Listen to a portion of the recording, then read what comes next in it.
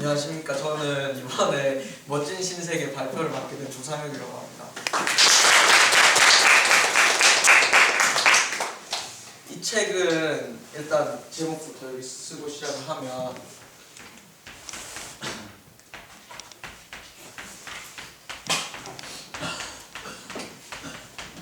다 같이 읽어주시기 바랍니다. 멋진 신세계. 멋진 신세계라는 책인데 이 책은 올더스 헉슬리라는 작가가 쓴 책으로 포드 기원 632년의 유토피아 세계를 다루는 이야기입니다. 포드라는 말을 들었을 때 혹시 생각나는 거 있어요?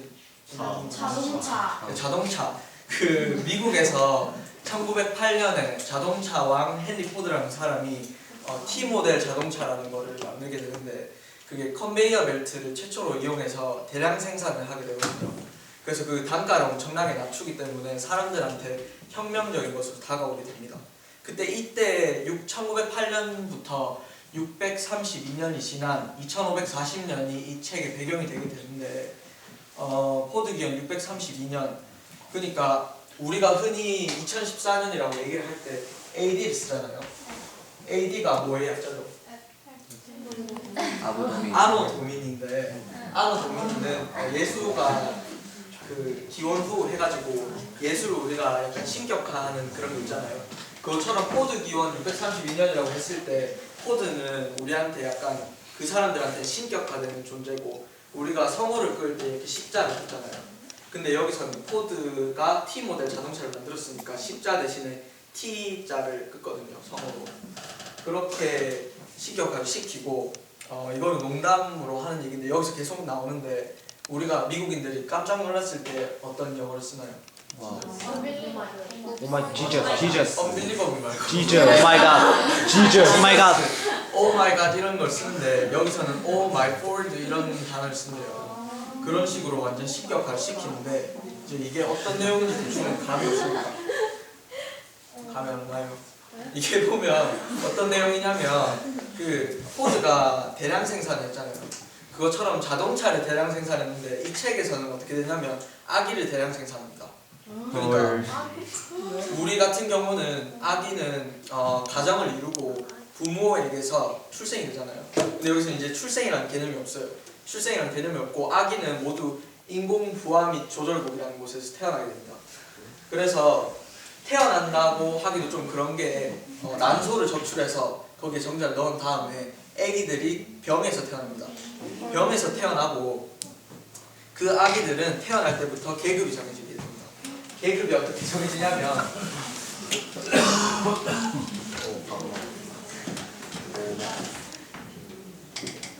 읽을 수 있으신 분?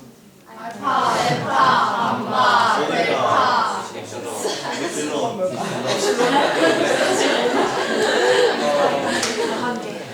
계급마다 정해진 옷의 색깔이 있습니다. 지금 알파 옷을 입고 계신 분은 저기 보성부. 그리고 베타 옷을 입고 계신 분은 여기. 베타 옷을 입고 계신 분은 저기 사진 찍고 있는 한정. 그리고 베타 옷을 입고 계신 분은 여기. 옷을 입고 계신 분은 여기 조수연이나 여기 김민정인데 뭐가 가장 높은 계급이라고 생각하시나요? 엡실론. 엡실론이 보기에는 좀 멋있어 보이는데 이게 계급이 어떻게 되느냐면 이렇게 계급이 이렇게 정해지고 알파가 맡은 역할이 뭐냐면 즉 최상위 계층, 지도층이 되는 아이들이고 베타 계급 아이들은 나중에 커서 중산층 등 일반적인 사람들이 그리고 감마 계급을 맡은 아이들은 하류층을 살게 되는데 델타와 엡실론은 미안하지만 노동자고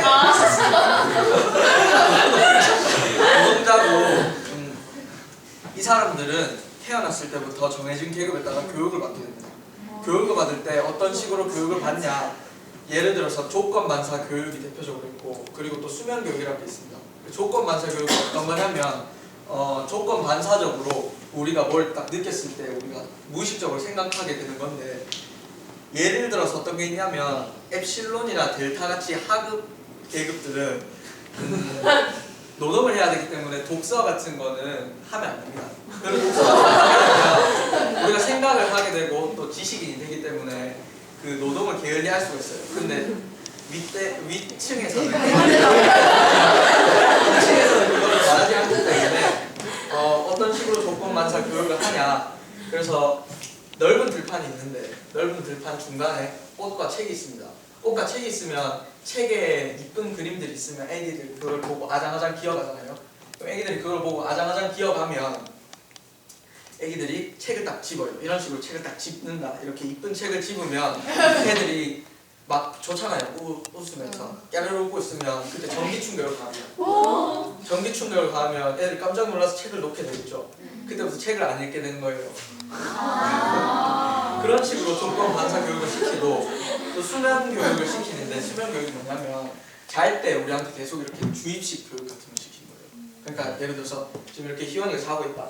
희원이가 자고 있는데 어머니께서 오셔가지고 여기서는 보모죠. 보모가 와가지고 모든 아이들에게 희원이 만약에 알파 계급이라고 치면 너는 정말 잘생겼어.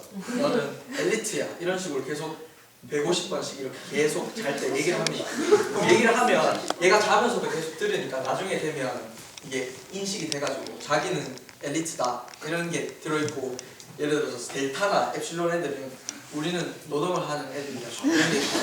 노동을 해서 행복해 이런 생각을 가지게 됩니다. 그리고 또 이 멋진 신세계에서 말하는 게 유토피아인데 유토피아 아까 얘기했던 것처럼 어떤 게 되냐면 이렇게 서로가 서로에게 영향을 끼치지 않고 행복하게 삽니다. 그래서 이 사람들은 알파 계급에 태어났지만 우리는 엡실론이라는 계급이 되지 않아서 다행이다 이렇게 느끼고 또 엡실론 계급에 태어난 애들은 우리가 알파 계급이 되지 않아서 공부도 안 해도 되고 좋다 이런 식으로 교육을 받게 됩니다. 그래서 이 전체적으로 모든 계급이 받는 교육이 뭐냐면 우리는 태어나서 행복하다 이런 식의 교육을 받게 되고 모두가 자기 계급에 만족하고 굶주림이 없고 실업이 없고 가난이 없고 누구도 불행하지 않은 멋진 신세계가 이루어지게 됩니다. 근데 이 멋진 신세계에서는 부모, 가정, 결혼의 개념이 없습니다. 그래서 일부일처제가 없고 약간 이거는 외설적인 이야기가 될 수도 있는데 자유로운 성관계를 하게 됩니다.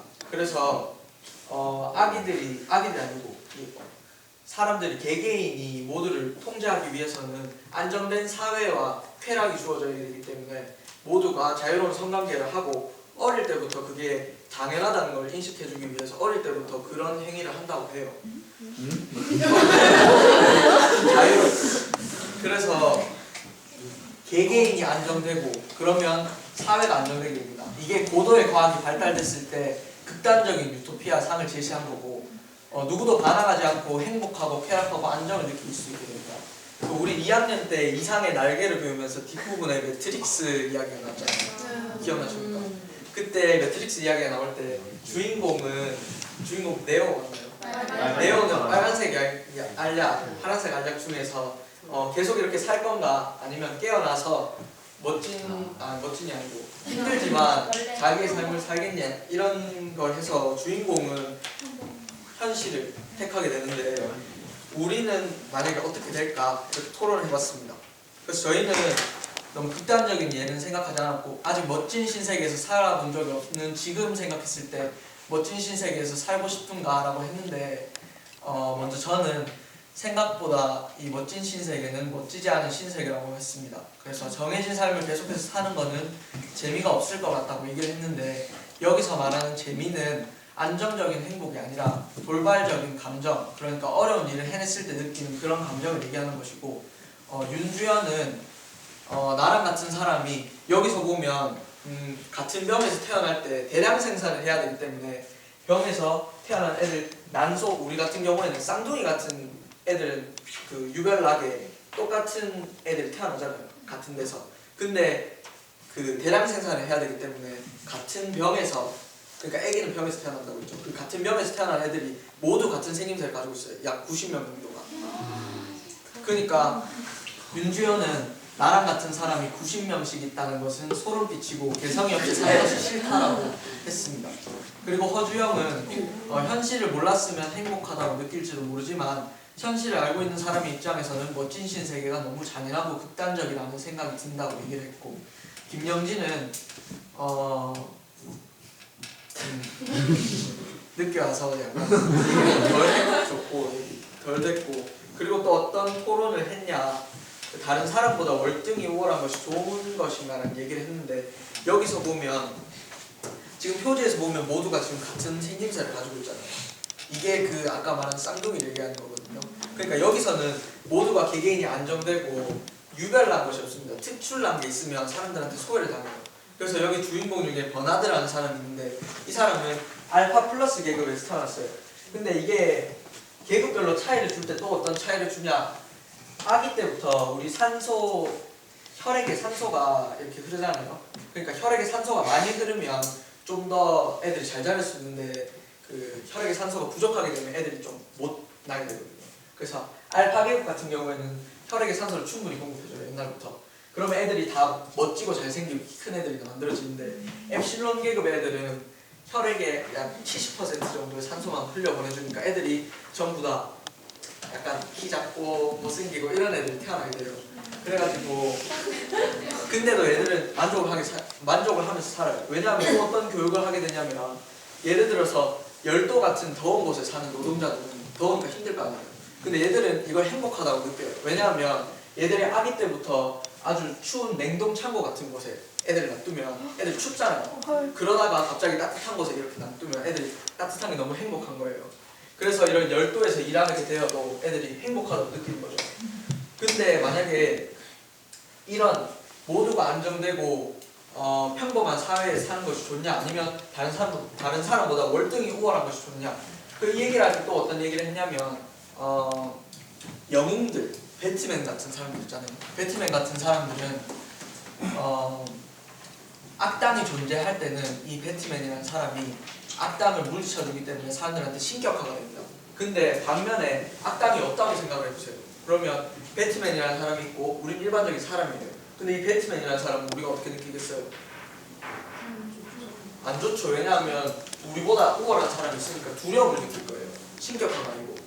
그래서 저희가 토론을 한 게 다른 사람보다 월등히 우월한 것이 좋은 것인가라는 얘기를 했는데, 윤주현은 만약에 다른 사람과 다른 삶을 살겠느냐, 일반적으로 살겠느냐 했을 때 남들보다 우월한 것이 있으면 그 자리를 뺏기면 안 된다는 압박감과 스트레스가 더 심한 것 같다고 해서 사는 게 힘들 거라고 일반인을 선택을 했고, 허주영 같은 경우에는 어떤 점이 월등히 우월하다면 일반인들에 비해 아주 열등한 부분도 있을 것이다.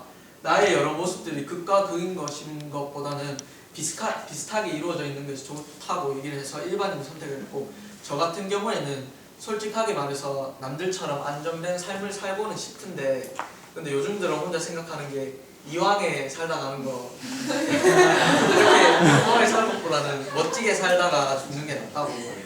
그래서 이게 다른 사람보다 우월하게 산다는 게 이게 힘든 거잖아요.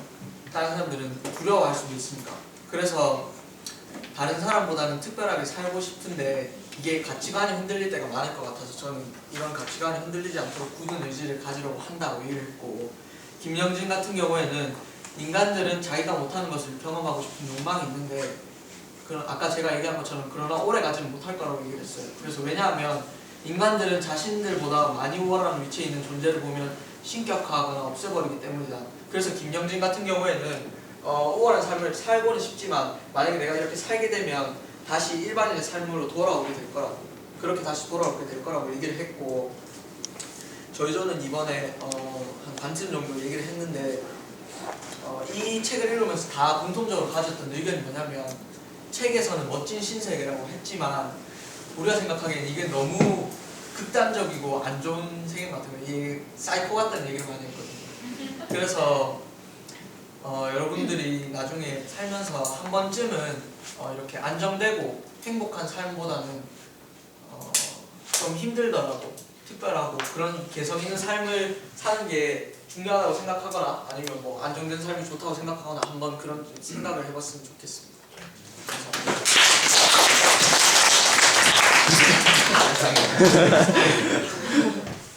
질문 있으신 분 계십니까? 가정은 없는 가정이라는 개념이 없는 가정이라는 개념이 여기서 왜 없냐면 이 사람들이 만약에 출생이 생기게 되면 대량 생산을 하잖아요. 대량 생산을 하게 되면 모두가 우리를 컨트롤할 수 있단 말이에요. 근데 만약에 출생을 하게 되면 이런 애들도 있고 저런 애들도 있으니까 사회가 안정이 안 돼요. 여기서 말하는 멋진 신세계는 안정된 사회를 말하는 거예요. 그래서 가정이라는 단어는 아예 처음부터 야만적인 단어라고 해서 그 아예 사용하지 않는 단어로. 질문 있으시면.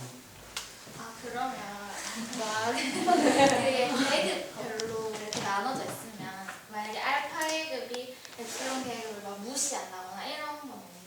알파 계급은 엡실론 계급을 처음부터 무시하게 됩니다. 무시.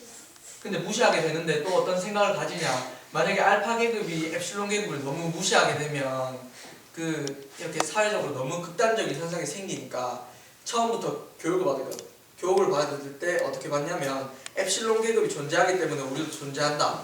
이런 식으로 해서 사회는 전체적으로 안정되게 유지되게 그런 식으로 마인드를 확립시킨다고 합니다. 또 질문 있으시면 없으면 다음 조는 정현주 조에서 발표를 하고